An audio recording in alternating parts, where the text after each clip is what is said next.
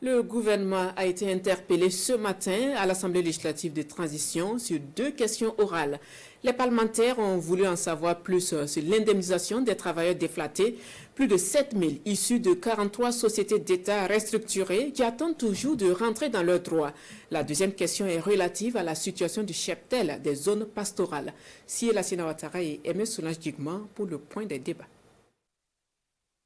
La situation des travailleurs déflattés dans le cadre du programme d'ajustement structurel des institutions de Bretton Woods interpelle le département en charge de l'action humanitaire et de la réconciliation nationale devant la représentation nationale.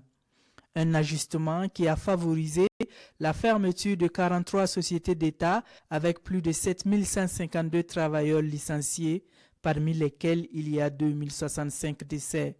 Nous avions hérité d'un peu plus de 5000 dossiers globalement du Haut Conseil pour la réconciliation et l'unité nationale. Mais ces dossiers pris individuellement avoisinent au moins 30 000 dossiers.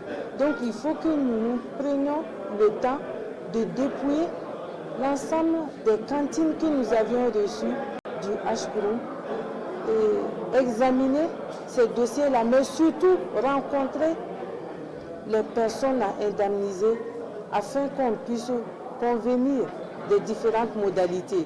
Nous avions trouvé des textes qui encadrent ces indemnisations, mais à l'analyse, les dossiers que nous recevons et à travers les échanges, nous nous sommes rendus compte que ces textes comportent des insuffisances. Et donc, ça devient un ensemble d'activités que le ministère est en droit de mener pour pouvoir sortir des listes qui doivent être des listes incontestables. Donc aujourd'hui, donner une date à laquelle nous pourrons passer effectivement à l'indemnisation des travailleurs déflattés.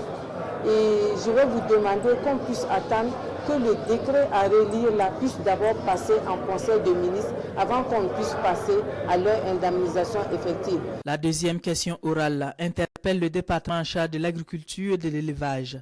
Elle porte sur la situation du cheptel des zones pastorales disponibles à ce jour et les mesures envisagées pour l'écoulement des produits du secteur. Les débats ont également tourné autour de la reconstitution du cheptel, un secteur fortement impacté par la crise sécuritaire. Nous avons également au sein du ministère lancé l'offensive agro-pastorale et halieutique 2023-2025 qui nous permettra de fournir à l'ensemble des populations vulnérables qui ont perdu leurs animaux au VDP, au PDI. Nous leur fournirons des noyaux d'animaux reproducteurs, plus de 20 000 noyaux reproducteurs de petits ruminants avec un kit complet pour cet élevage. Également plus de 50 000 noyaux de volailles afin que tous ceux qui ont perdu leurs animaux dans le cadre de la crise de la grippe aviaire puissent reconstituer leur élevage. Pour ce qui concerne de la transformation des produits d'origine animale, nous avons en projet la construction de plusieurs abattoirs modernes dans le pays et des abattoirs également de volailles dans plusieurs villes du pays. Donc en 2024, l'ensemble de ces réalisations seront faites. Cette séance plénière a épuisé son ordre du jour avec 61 votants et a connu la participation des parlementaires maliens présents à Ouagadougou dans le cadre d'une visite de travail pour renforcer la coopération entre les deux pays.